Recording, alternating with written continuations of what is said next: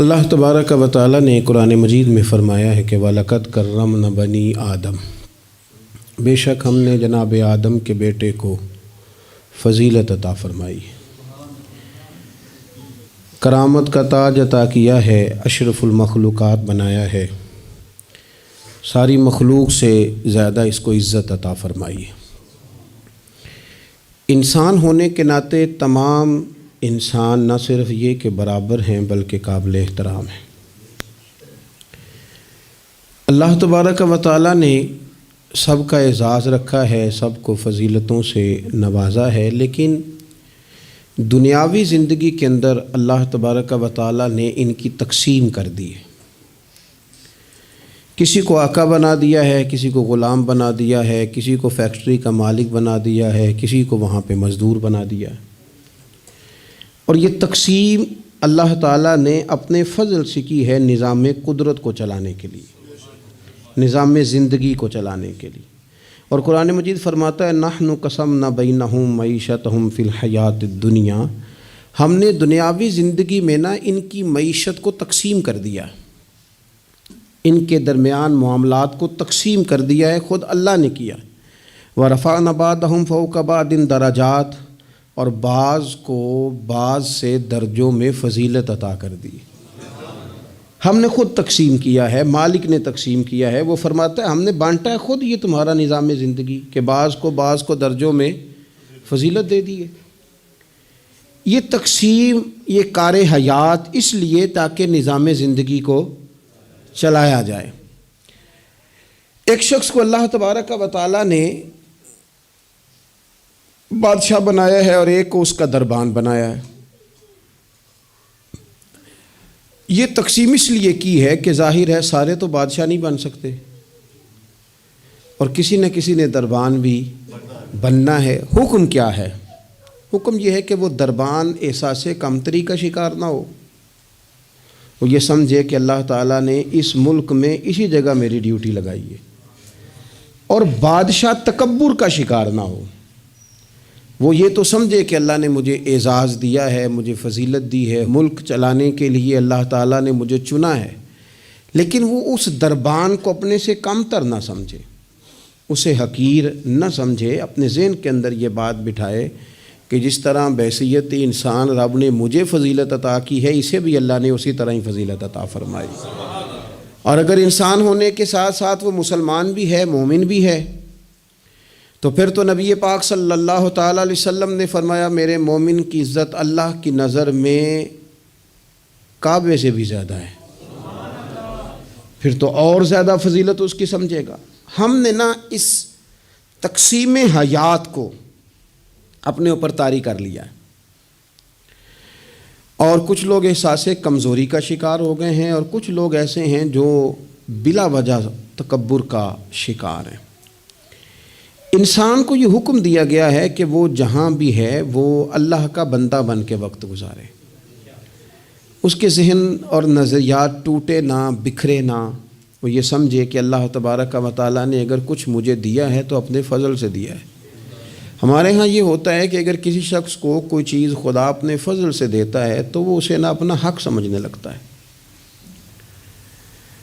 اور وہ محسوس کرتا ہے کہ یہ معاذ اللہ مجھے ملنی ہی چاہیے تھی، میں اسی کا حقدار تھا۔ وہ چیز پھر اس بندے کو بعض اوقات تکبر میں مبتلا کرتی ہے، بعض اوقات خود پسند بنا دیتی ہے، اور بعض اوقات جو اس کی بہترین صلاحیتیں ہوتی ہیں وہ صلاحیتیں زنگ آلود ہو جاتی ہیں، اخلاقی کمزوریاں اس کے اندر جڑ پکڑ جاتی ہیں۔ محبوب سبحانی، حضرت غوث اعظم صمدانی، شیخ عبد القادر جیلانی رضی اللہ تعالیٰ عنہ ارشاد فرماتے ہیں کہ تو جہاں بھی ہو نا اپنی سوچ کو عاجزی والی بنا۔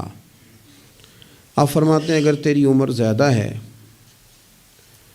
اور تیرے سامنے ایک شخص کھڑا ہے جس کی عمر تھوڑی ہے، تو اپنے ذہن میں یہ بات بٹھا کہ اس کی عمر تھوڑی ہے تو غلطیاں بھی تو تھوڑی ہیں نا۔ اور اگر تیرے سامنے کوئی شخص کھڑا ہے، تیری عمر تھوڑی ہے، اس کی زیادہ ہے، تو پھر یہ ذہن بنا لے کہ اگر اس کی عمر زیادہ ہے تو اس کی نمازیں بھی تو زیادہ ہیں نا، تلاوتیں بھی تو زیادہ ہیں نا، خیرات بھی تو زیادہ ہے نا، عمر جو زیادہ ہے۔ اور اگر تو ان پڑھ ہے اور تیرے سامنے عالم کھڑا ہے تو اس ترتیب سے عاجزی پیدا کر لے کہ وہ چونکہ عالم ہے تو میں تو بہت سارے کام اپنی جہالت کی وجہ سے غلط کر لیتا ہوں، لیکن وہ عالم ہے تو اپنے علم کی بنیاد پر یقیناً وہ مجھ سے زیادہ خیر کٹھی کر رہا ہے۔ اور اگر تو عالم ہے اور تیرے سامنے جاہل کھڑا ہے تو پھر بھی تو اپنی طبیعت میں عاجزی لا، اور تو یہ ذہن بنا کہ وہ اگر کوئی غلطی کرے گا بھی تو اپنی جہالت کی وجہ سے کرے گا، تو مجھے تو پتہ ہے سارا، ایسا نہ ہو کہ میرا گناہ ڈبل لکھ دیا جائے۔ اب جہاں ہیں جس ترتیب سے ہیں اس ترتیب سے ہی اپنی طبیعت کے اندر عاجزی لائیں۔ نبی پاک صلی اللہ تعالی علیہ وسلم نے فرمایا، حضرت عبداللہ ابن مسعود رضی اللہ تعالیٰ عنہ حدیث کے راوی ہیں، حضور نے فرمایا جس کے دل میں رائی کے دانے کے برابر بھی تکبر ہوا وہ شخص جنت میں نہیں جائے گا۔ تو عرض کی یا رسول اللہ صلی اللہ علیہ وسلم، ایک آدمی اچھا لباس پہنتا ہے، اچھا بن کے رہنا چاہتا ہے، صاف ستھرا بن کے رہنا چاہتا ہے، تو کیا یہ بھی تکبر ہے؟ تو سرکار نے فرمایا نہیں، اللہ تو خوبصورت ہے، خوبصورتی کو تو پسند فرماتا ہے۔ تو یا رسول اللہ صلی اللہ علیہ وسلم پھر تقسیم کس طرح کریں؟ تکبر کے مفہوم کو کیسے سمجھیں؟ تو دو باتیں نبی پاک علیہ السلام نے ارشاد فرمائیں۔ سارے عنوان کو ان دو باتوں میں سمجھا جا سکتا ہے۔ محبوب فرمانے لگے تکبر تو یہ ہے کہ بندہ حق قبول نہ کرے اور دوسرے بندوں کو اپنوں سے حقیر سمجھے۔ اگر تیرا کوئی بھی کمال قبول حق میں رکاوٹ بن گیا تب تو متکبر ہے، اور اگر کسی بھی مقام پر جا کر تو کسی کو حقیر سمجھنے لگ گیا ہے پھر تو متکبر ہے۔ ورنہ اچھا لباس پہننے سے بندہ متکبر نہیں ہوتا، اچھی گاڑی میں بیٹھنے سے بندہ متکبر نہیں ہوتا، اچھے گھر میں رہنے سے بندہ متکبر، بلکہ حضرت باجید بستامی رحمۃ اللہ علیہ تو یہاں تک فرماتے ہیں کہ میں نے بہت بڑے بڑے مکانوں میں درویش بستے دیکھے اور میں نے بڑے بڑے جبوں کے اندر تکبر کو ملاحظہ کیا، غرور دیکھا میں نے وہاں۔ عزیز دوستو، اپنے ذہنی سطح اس طرح کی بنائی جائے کہ مزاجوں میں ٹھہراؤ رہے، طبیعتوں میں۔ ہمیں نا دو تین چیزیں بڑا پریشان کرتی ہیں۔ بعض لوگ ایسے ہیں جو کسی بڑی برادری میں جس کو وہ بڑا سمجھتے ہیں، باقی تو اللہ کو پتہ ہے نا بڑا کون ہے۔ کسی بڑے قبیلے میں جس کو دنیا میں بڑا گردانا جاتا ہے، اس میں اگر وہ پیدا ہو گئے نا تو ان کا یہ گمان بن گیا ہے کہ شاید میرا یہ حق تھا، تو چونکہ مجھے اللہ نے پیدا یہاں کیا ہے تو معاذ اللہ میرا حق بنتا ہے میں تکبر کروں۔ بار بار اپنے لفظوں میں، جملوں میں، اپنے رویوں میں اس بات کا وہ اظہار کرتے ہیں۔ کچھ لوگوں کو اللہ تعالیٰ دولت دیتا ہے، دولت اگر محنت سے ملتی تو سب سے زیادہ مزدور کے پاس ہوتی، کیونکہ وہ سب سے زیادہ محنت کرتا ہے۔ یہ تو خدا کے فضل سے ملتی ہے۔ اب جس کو مل جاتی ہے وہ سمجھتا ہے مجھے ملنی ہی چاہیے تھی، ملنی چاہیے تھی، اب وہ کسی تکبر کا شکار ہو جاتا ہے۔ حالانکہ مالک بڑا بے پرواہ ہے۔ صبح کے تخت نشین شام کے مجرم ٹھہرے، ہم نے پل بھر میں نصیبوں کو بدلتے دیکھا۔ ایک منٹ لگتا ہے، انسان کمزور ہو جاتا ہے۔ تو لوگ دولت کے زور پر اپنے آپ کو تکبر کا شکار کر لیتے ہیں، اور بعض لوگوں کو اللہ تعالیٰ اپنے فضل سے علم عطا کرتا ہے، اور اس سے مراد صرف دینی علم ہی نہیں۔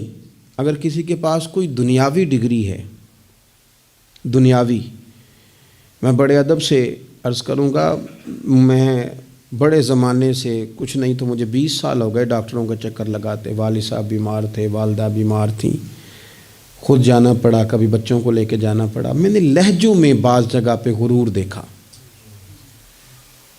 لہجوں میں، یعنی ڈاکٹر کے دو میٹھے بول نہ بندے کی طبیعت ٹھیک کر دیتے ہیں، لیکن وہ اس کے لہجے میں، اب چونکہ وہ ڈاکٹر ہے اور جناب مجھے تکلیف ہے، میں ذرا جلدی چیک کرانا ہوں، سب کو تکلیف ہی ہوتی ہے، سارے تکلیف سے ہی آتے ہیں، باہر بیٹھو دیکھ لیتے ہیں۔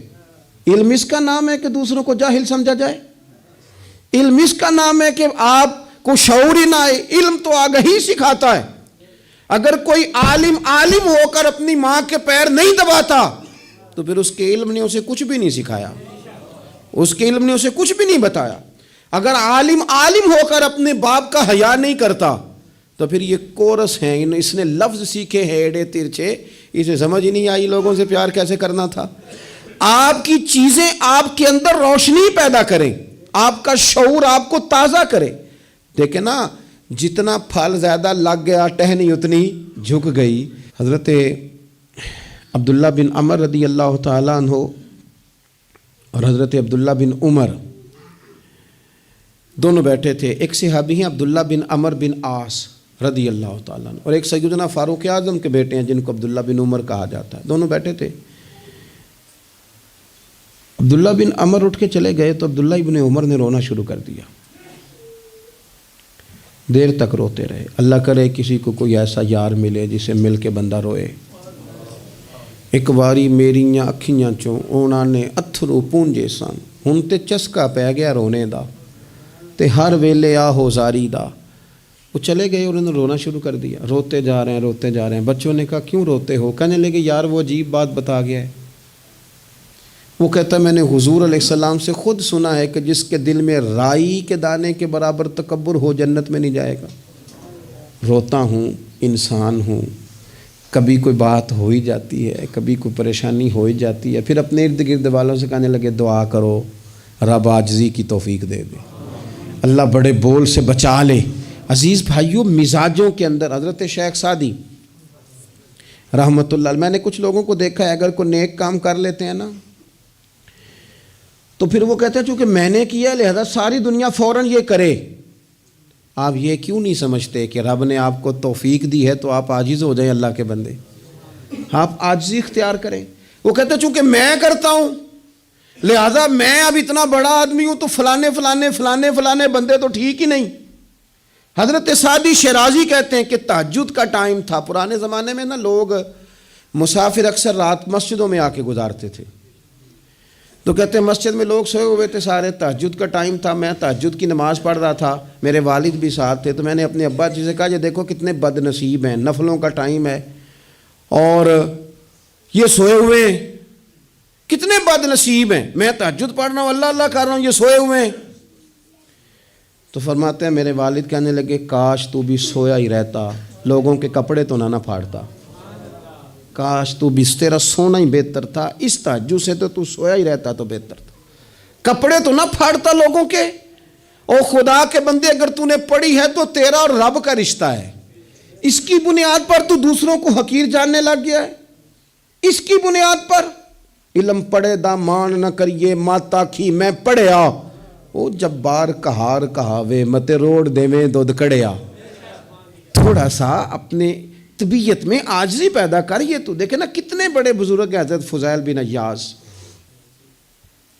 60,000 لوگوں نے حج کیا، حضرت کے بھی وہ حجوں میں بہت 21واں 22واں حج تھا۔ کسی نے پوچھا حضور اس سال حج کے بارے میں آپ کا کیا خیال ہے؟ تو آپ فرمانے لگے جتنے بھی حاجی آئے سارے ہی نیک تھے، حج ضرور قبول ہوگا، اور اگر کسی وجہ سے کوئی کمی رہ گئی تو وہ میری نحوست کی وجہ سے رہ جائے گی، اس لیے کہ ان میں سب سے زیادہ گناہ گار میں ہی ہوں، میری وجہ سے کوئی رہ گئی تو رہ گئی، ورنہ تو امید ہے خدا فضل ہی فرمائے گا۔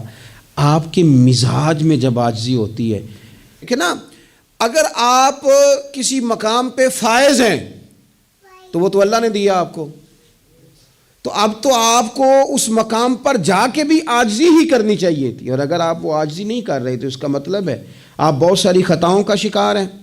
ہمارے زمانے میں نا ایک رواج آیا ہے کمزوریاں بیان کرنے کا، اور کمزوری اکثر وہ بندہ بیان کرتا ہے جو اپنے آپ کو کچھ سمجھتا ہے۔ لوگ ایک دوسرے کی کمزوریاں ڈسکس کرتے ہیں، بلکہ پہلے تو لوگ لوگوں کی کمزوریاں بیان کرتے تھے، اب جماعتیں جماعتوں کی کمزوریاں بیان کرتی، اب پارٹیاں پوری پارٹیوں کی کمزوری بات اتنی اجتماعیت تک چلی گئی کہ سوچے محدود سے محدود تر ہو گئی۔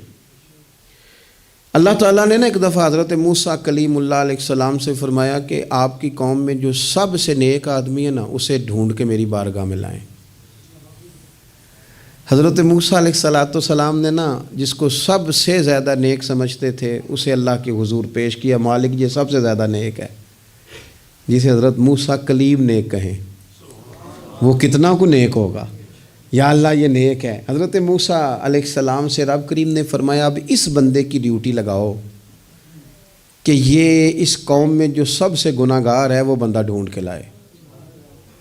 اگر یہ ڈیوٹی ہماری لگتی تو پھر تو اللہ خیر کرے، سارے گناہگار تھے ماں سوائے میرے، خدا مجھے ایسی خدائی نہ دے کہ اپنے سوا کچھ دکھائی نہ دے۔ جناب اس کی ڈیوٹی لگائیں، حضرت موسیٰ کی گواہی ہے یہ سب سے زیادہ نیک ہے، اس کی ڈیوٹی لگائیں، یہ سب سے گناہگار بندہ ڈھونڈ کے لائے۔ آپ نے ڈیوٹی لگا دی تو وہ عرض کرنے لگے حضور 3 دن کی مہلت دیں، میں بندہ ڈھونڈتا ہوں۔ 3 دن 3 راتیں گزر گئیں، آنے کا وقت آیا تو اسی نیک آدمی نے کیا کہ اپنے گلے میں رسی ڈالی اور اپنے ہی ہاتھ سے پکڑ کے لا کے حضرت موسیٰ کلیم کے دست مبارک میں دے کے کہا حضور 3 دن کوشش کی ہے، سب سے زیادہ گناہگار میں ہی ہوں۔ برے بندے تو میں لبن ٹریا تے جگ تے ملیا نہ کوئی، تے اپنے اندر چاتی پائی تے میں تھوں برا نہ کوئی، میں ہی ہوں۔ تو حضرت موسیٰ کلیم علیہ السلام فرمانے لگے یہ تو نے کس طرح تجزیہ کیا؟ عرض کی حضور بعض لوگوں کی نا چھوٹی موٹی کوتاہیاں میرے سامنے تھیں، اس پر میں نے غور کیا، لیکن ان کی غلطیاں یقینی نہیں تھیں، میرا گمان ہی تھا، پورا مجھے یقین نہیں تھا کہ یہ غلطیاں ہیں، لیکن جو میری غلطیاں تھیں ان کا مجھے پورا یقین تھا کہ یہ ہیں۔ کسی کی غلطیاں میرے سامنے یقینی نہیں تھیں، اپنی کوتاہیاں میرے سامنے یقینی تھیں، اور جو زیادہ یقینی چیزیں تھیں نا اس پر جب میں نے غور کیا تو پھر میں سمجھا کہ اس بستی میں سب سے گناہگار میں ہی ہوں۔ آپ مجھے نا بتائیں اب میرے لیے آپ نے کیا کرنا ہے؟ جناب موسیٰ وہیں کھڑے تھے تو رب کریم نے حضرت موسیٰ سے کلام فرمایا، وحی فرمائی، فرمایا میرے کلیم اس کو جو سب سے زیادہ فضیلت ملی ہے وہ نمازوں کی وجہ سے نہیں ملی، یہی اس کی عاجزی ہے جس کی وجہ سے رب نے سب سے زیادہ فضیلت عطا فرمائی۔ یہ اس کے ذہن کے اندر بات ہے جس سبب سے اللہ تعالیٰ نے اسے یہ اعزاز دیا۔ تھوڑا سا نا چیزوں کو سمجھا جائے، انسان اپنی ذہن سازی کرے، اپنے اوپر غور کرے۔ ہم اپنے آپ کو 2 4 5 چیزیں دیکھ کے تسلیاں دے کے بیٹھ جاتے ہیں کہ نہیں نہیں چھوڑ، تو ساری دنیا اتنی خراب ہے، تو فلانی نیکی بھی کرتا ہے۔ اس سے نا انسان کی روحانی زندگی کمزور پڑ جاتی ہے، اس کے افکار پہ میل کچیل چڑھنے لگ جاتی ہے، وہ آہستہ آہستہ کمزور ہونے لگ جاتا ہے۔ کچھ بھی فرق نہیں پڑتا، اگر طبیعت میں عاجزی آ جائے تو کوئی فرق، مثلا کیا ہو جائے گا اگر کوئی شخص تھوڑا بہت اگر کام کر لے، اگر کسی وقت وہ کوئی عاجزی اختیار کر لے تو کوئی اس سے فرق پڑ جائے گا۔ اور میں نے دیکھا سوسائٹی کا یہ ماحول بن گیا، وہ جناب تساں شاہ پر چکے ہے، اور بڑے اور انداز میں لوگ بات کرتے ہیں، اپنی طبیعتوں پہ بوجھ ڈالا جائے۔ ہمارے ہاں نا ایک لمبی لسٹ ہے ان لوگوں کی جن کی وجہ سے ان کے اپنے تکلیف میں، یعنی کیا مثلا کیا کہہ سکتا ہے بندہ؟ داماد کو کہہ سکتا ہے کچھ، لیکن اس نے مصیبت کھڑی کی ہوئی ہے، وہ بیٹی کو اور نواسوں کو لے کے آتا ہے تو دروازے پہ چھوڑ کے چلا جاتا ہے، کہتا ہے اسٹیٹس ہی نہیں میرا۔ میں ایک جنازے پہ چلا گیا تو قبرستان میں ایک فیملی میں کسی کا انتقال ہو گیا، تو قبرستان میں ان کا داماد اپنے بردر ان لا سے سالے سے کہہ رہا ہے کہ وہ تم نے تو اپنے ابا کی قبر پہ تختی بھی نہیں لگائی، اتنے بھائیوں تختی بھی نہیں لگا سکتے۔ وہ کہنے لگا بھائی جان بس وہ مصروفیت رہی ہے، قبر تو پکی کرا دی تھی تو بس تھوڑے دنوں میں لگوا دیتے ہیں۔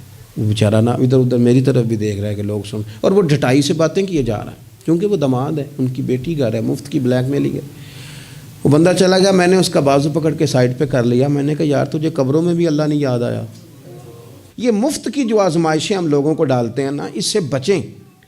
بلا وجہ کہ جناب وہ مجھے پوچھا نہیں تو مجھے جناب دیا نہیں تو میری بھی کوئی حیثیت تھی، آپ اس طرح نہ گنوائیں۔ ان سے چیزیں چھلکتی ہیں، ان سے محسوس ہوتا ہے کہ آپ چھوٹے آدمی، اس سے محسوس ہوتا ہے کہ ہم کمزور پڑ گئے، ہم نے کس بنیاد پر لوگوں کو لوٹنا اور تاڑنا اور لتاڑنا شروع کر دیا۔ انسان ہوتا ہے، اور وہ جب ان چیزوں سے نکل جاتا ہے نا تو محسوس ہوتا ہے کہ وہ بندہ بڑا آدمی ہے کہ جو نہ اسے کوئی یہ پرواہ ہے کہ مجھے کوئی بٹھائے کہاں پہ، نہ اسے کوئی یہ ٹینشن ہے کہ کوئی یہ۔ میں نے دیکھا ہے بعض بڑے لوگ ان چیزوں سے ویسے نکل جاتے ہیں۔ حضرت عمر رضی اللہ تعالیٰ عنہ مال غنیمت کا اونٹ گم ہو گیا تو تلاش کر رہے تھے، تو ایک بندے نے کہا کسی غلام کو کہہ دیتے، فرمانے لگے میں بھی تو غلام ہی ہوں، میں بھی تو اپنے محبوب کا غلام ہوں، کسی غلام کو کہہ دیتے، اس کا کیا مطلب؟ اس لیے اس تکبر سے اپنے آپ کو بچا کے لوگوں کے لیے آسانی کی جائے، اپنوں کو پیار دیا جائے، اپنوں کو محبت دی جائے۔ جب آپ کسی سے پیار کریں گے، اعزاز دیں گے، تو اس میں محسوس ہوگا کہ ہماری اپنی بھی کوئی شان ہے، عظمت ہے، ہم وزادار ہیں۔ دیکھیں میرے نبی پاک صلی اللہ تعالیٰ علیہ وآلہ وسلم کے صحابہ حضور کا اتنا ادب کرتے تھے کہ نبی پاک صلی اللہ علیہ وسلم کے دروازے پر نہ پوری ہتھیلی سے دستک نہیں دیتے تھے، انگلی کے پوروں سے، ناخنوں سے۔ ادب ہے۔ کسی نے کہا تھا کہ باب جبریل کے پہلو میں ذرا دھیرے سے، خواجہ فخر الدین فرماتے ہیں باب جبریل کے پہلو میں ذرا دھیرے سے، فخر کہتے ہوئے جبریل کو یوں پایا گیا، ہم نے نا پلکوں سے درے یار پہ دستک دی ہے، کیونکہ ذرا آواز اونچی ہوئی تو عمر کا سرمایا گیا۔ صحابہ یوں ادب کرتے کہ اونچا سانس نہیں لیتے تھے حضور کی بارگاہ۔ نبی پاک صلی اللہ علیہ وسلم کے وجود سے وضو کا پانی تو وہ نیچے نہیں گرے گا، وہ نیچے تھیلیاں کر دیتے تھے۔ آنکھیں حضور کی بارگاہ میں نہیں اٹھاتے تھے۔ بعد سے پوچھا داتا حلیہ بیان کر دو، کہتے تھے اتنی جرت ہی نہیں تھی حضور کو دیکھ سکیں۔ وہ اتنا ادب کرتے، لیکن نبی پاک صلی اللہ علیہ وسلم کا ان کے ساتھ معاملہ کیا تھا؟ جنگ بدر کے لیے جب سواریاں جا رہی تھیں نا، تو ایک ایک سواری پہ 3 لوگ تھے۔ تو اسلام مذہب بڑا حسین ہے نا، یہ رحمت للعالمین محبوب کا پیغام ہے نا۔ اب ایک ایک سواری پہ 3 بندے بیٹھیں گے، تکلیف ہوگی۔ طے یہ پایا کہ 2 بیٹھ جائیں، ایک پیدل چلے۔ نبی پاک صلی اللہ علیہ وسلم نے فرمایا مجھے بھی 2 بندے دے دو۔ نصیبہ جاگا سیدنا ابو لبابہ کا، حضرت علی المرتضیٰ شیر خدا کا۔ یہ دونوں رسول پاک صلی اللہ علیہ وسلم کے ساتھ ہیں۔ اب ایک دفعہ باری حضرت ابو لبابہ سرکار کے پیچھے بیٹھیں گے، مولا علی پیدل چل رہے ہیں۔ اس شخص کا کمال تو دیکھیں جس کے ہاتھ میں اس سواری کی لگام ہے جس کے سوار مدینے والے رسول ہیں صلی اللہ تعالیٰ علیہ وسلم۔ پھر باری آئی حضرت علی پیچھے بیٹھے ہیں، لگام حضرت ابو لبابہ نے تھام لی۔ وہ سوئے لال ہزار پھرتے ہیں اور تیرے دن اے بہار پھرتے ہیں۔ نبی پاک صلی اللہ علیہ وسلم کی سواری کی لگام تھامی ہوئی، باری لگ گئی، حضور نے پیدل چلنا ہے۔ کیوں ہاتھ باندھے ہیں دونوں نے، عرض کی حضور خادم جو حاضر ہیں، مہربانی کریں نا، آپ بیٹھے نا، ہم پیدل چلتے ہیں آپ کی باری۔ تو نبی پاک صلی اللہ تعالی علیہ وسلم کا جو لہجہ ہے عزت دینے کا، 2 جملے حضور نے کہے، آپ دونوں جملوں میں حضور نے جو غلاموں کو عزت دی وہ بھی دیکھیے، سمجھانے کا انداز بھی دیکھیے، اور امت کے دلوں میں عاجزی پیدا کرنے کا طریقہ بھی دیکھیے۔ حضور سید عالم علیہ الصلوۃ والسلام فرمانے لگے تم دونوں مجھ سے زیادہ طاقتور ہو، تم زیادہ طاقت رکھتے ہو کہ پیدل چلو، میں بھی چل سکتا ہوں۔ اور پھر فرمایا تم دونوں کو کچھ زیادہ اجر کی ضرورت ہے، میں نے بھی تو اپنے رب سے اجر لینا ہے نا، دین کے رستے میں چلنے کا میں نے بھی تو اجر لینا ہے۔ تھوڑی دیر ہوئی ایک آیا کالیاں زلفاں والا، تھوڑی دیر ہی ہوئی ایک آیا سی کالیاں زلفاں والا، وہ 2 گھڑیاں ہی میرے من وچ رکیا کر گیا نور اجالا۔ اتنا کرم 2 جملوں سے طبیعت ہی بدل گئی۔ فرمایا تم کو زیادہ طاقتور ہو، تمہیں کو زیادہ اجر چاہیے۔ آپ اگر پیار کریں گے نا، تھوڑی تھوڑی محبت کریں گے، تھوڑا تھوڑا انداز آپ اختیار کریں گے۔ میں نے دیکھا ہے کوئی افسر صاحب بن گئے ہیں، کوئی پیر صاحب بن گئے ہیں، کوئی علامہ صاحب بن گئے ہیں، ناراض نہ ہونا، کوئی نمازی صاحب بن گئے، کوئی حاجی صاحب بن گئے، کوئی فلانا صاحب بن گئے، تو بس وہ ہم کچھ نہ کچھ بن ہی گئے ہیں۔ اور جن لوگوں کو ہماری وجہ سے سکون مل رہا تھا وہ ڈھونڈ رہے ہیں، پتر ملے، بھائی ملے، شاگرد ملے، دوست ملے۔ یہ ساری صورتیں بھی تو لوگوں کو چاہیے۔ اور آپ کی عظمت میں، شان میں کوئی فرق نہیں پڑتا۔ آپ اگر کچھ ہے نا، صدر اگر ایوان صدر میں ہو تو پھر بھی صدر ہی ہوتا ہے، اور اگر دورے پہ ہو تو پھر بھی صدر ہی ہوتا ہے۔ حضرت عمر بن عبدالعزیز رحمۃ اللہ علیہ نا، آپ کو خادم دیا گیا تھا، بادشاہ وقت تھے نا، خادم ملا ہوا تھا، ایک رات کو آپ کے پاس رہتا تھا، ایک دن کو رہتا تھا۔ رات کو ایک مہمان آ گیا تو چراغ جل رہا تھا، جناب عمر بن عبدالعزیز رحمۃ اللہ علیہ کچھ لکھ رہے تھے، تو وہ خادم کی آنکھ لگ گئی، وہ سو گیا۔ انسان ہی ہے نا، نیند آ ہی جاتی ہے، لیکن وہ آتی ہے صاحب کو، چوکیدار کو تو نہیں نہ آنی چاہیے۔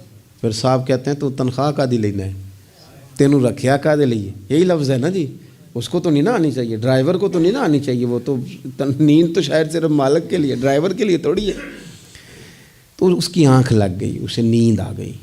خادم کو. حضرت عمر بن عبدالعزیز وہ چراغ جل رہا تھا تو وہ گل ہونے لگ گیا, بجھنے لگ گیا. مہمان کہنے لگا حضور میں ٹھیک کر دوں, فرمانے لگے نہیں مہمانوں سے خدمت نہیں لیتے. خادم کو جگا دے, فرمانے لگے جاگتے رہتا ہے, آج ہی سو گیا ہے, کسی وجہ سے تھک گیا ہوگا. حضرت عمر بن عبدالعزیز خود اٹھ کے گئے, چراغ کی بتی ٹھیک کی, سلائی کے ساتھ دوبارہ جلایا, آ کے بیٹھ گئے. اب ظاہر ہے کہ بادشاہ سے ملنے کو بادشاہ ہی آیا ہوگا, کوئی وزیر ہی آیا ہوگا, تو اس نے اپنے لیول کی بات کی. کہنے لگا حضرت صاحب اس کو کس لیے رکھا ہوا ہے, سو گیا, اس کو جگاتے. تو وہ تو بڑی جلال میں بات کر رہا تھا نا, اور وہ بڑا تنقید کا اس کا لہجہ تھا کہ اس کو کیوں نہیں اٹھایا. تو حضرت عمر بن عبدالعزیز اس کو نارمل زندگی میں لے آئے واپس, اس کو کھینچ کے دوبارہ دنیا پہ لے آئے, زمین پہ. فرمانے لگے تو اتنا کیوں پریشان ہوتا ہے, میں جب چراغ ٹھیک کرنے گیا تھا تب بھی عمر بن عبدالعزیز ہی تھا, اور جب واپس آیا ہوں ٹھیک کر کے تو پھر بھی عمر بن عبدالعزیز ہی ہوں. مثلا میری کون سی سائیڈ ادھر گئی ہے, میں وہی ہوں. خدا کے بندے کیا ہو گیا, وہی ہوں. تو کس پریشانی کا شکار ہو گیا, میں وہی ہوں. دانش منداں دا کم ناہی دل دنیا تے لانا, اس ووٹی تے لکھ خامد کیتے, جو کیتا سو کھانا. بڑے بڑے عہدے ملتے ہیں دنیا, بڑے بڑے جاگیردار ہوتے ہیں, پھر وہ چلے جاتے ہیں. تو دانش مند آدمی دل نہیں لگا کے بیٹھ جاتا. اس لیے لہجوں میں عاجزی, انداز میں عاجزی, رویے میں عاجزی, بولنے میں عاجزی, بات کرنے میں عاجزی, کسی سے ملنے میں عاجزی, کسی سے لینے میں بھی عاجزی اور عطا کرنے میں بھی عاجزی, اور نظروں میں بھی عاجزی, ذہنوں میں بھی عاجزی, دل میں بھی عاجزی. اور یہ کہاں سے ملے گا, یہ دروازہ رسول سے ملے گا. تیری صورت تیری سیرت زمانے سے نرالی ہے, اور تیری ہر ایک ادا پیارے ادائے بے مثالی ہے.